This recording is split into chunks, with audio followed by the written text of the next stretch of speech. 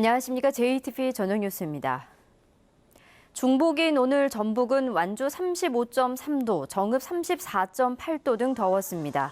전주와 익산 등 5개 시군에는 여전히 폭염주의보가 내려졌습니다. 밤부터는 장맛비가 내리기 시작해 내일 새벽에 그치겠습니다. 예상 강우량은 5에서 30mm입니다. 내일 아침 최저 기온은 23도에서 26도, 낮 최고 기온은 30도에서 33도로 오늘과 비슷하겠습니다. 전주기상지청은 당분간 무더위와 열대야가 이어지겠다며 건강관리에 주의를 당부했습니다.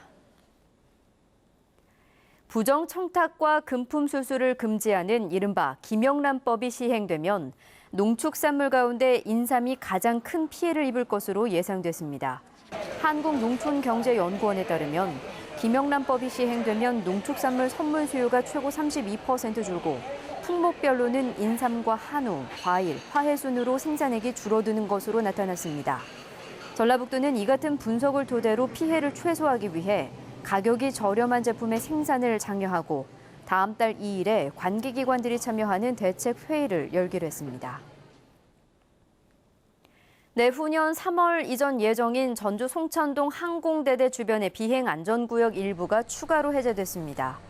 이번에 비행안전구역에서 풀린 면적은 호성동과 전미동 일부 지역 31만 700제곱미터로 해당 지역에서는 공동주택 건립 등 건축 행위가 한층 쉬워집니다.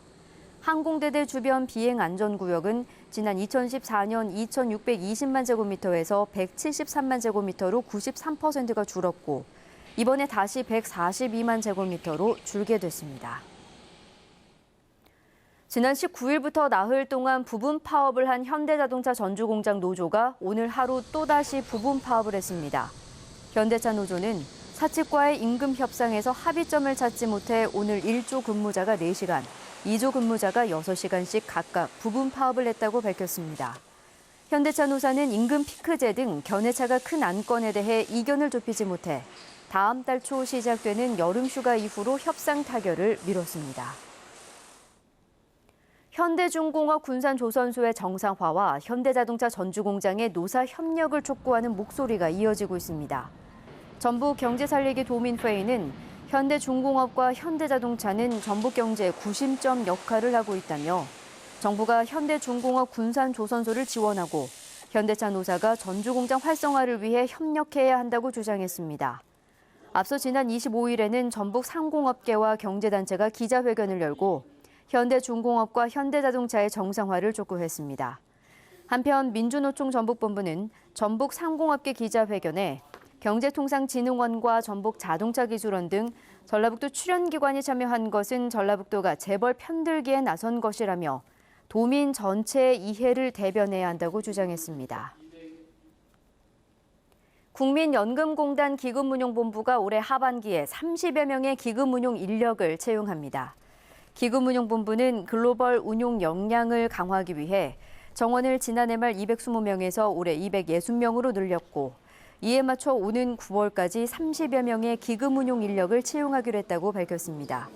전북 혁신도시에 짓고 있는 기금운용본부 청사는 오는 11월에 완공되며 직원들은 내년 2월부터 새 청사에서 근무합니다.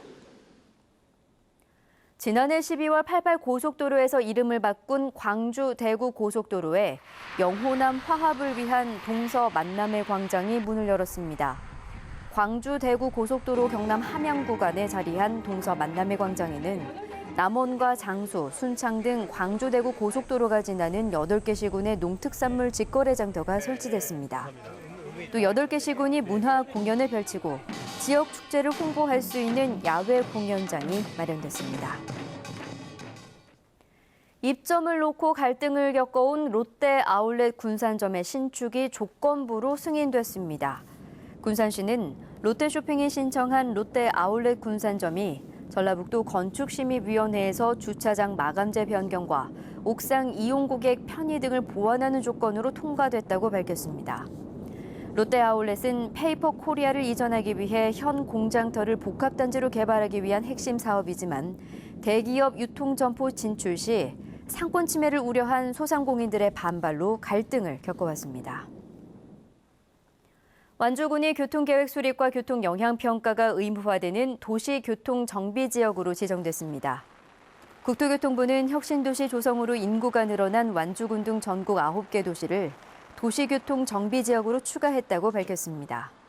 이에 따라 전북의 도시교통 정비지역은 전주시와 익산시, 군산시 등 6개 시와 더해 모두 7개 시군으로 늘었습니다. 확보장 공사를 하고 있는 남원 월락 임실 오수간 국도 17호선 구간에서 지난 5년 동안 100건이 넘는 교통사고가 발생한 것으로 나타났습니다. 국민의당 이용호 의원에 따르면 지난 5년 동안 월락 오수 구간에서 크고 작은 교통사고 107건이 발생해 9명이 숨졌습니다.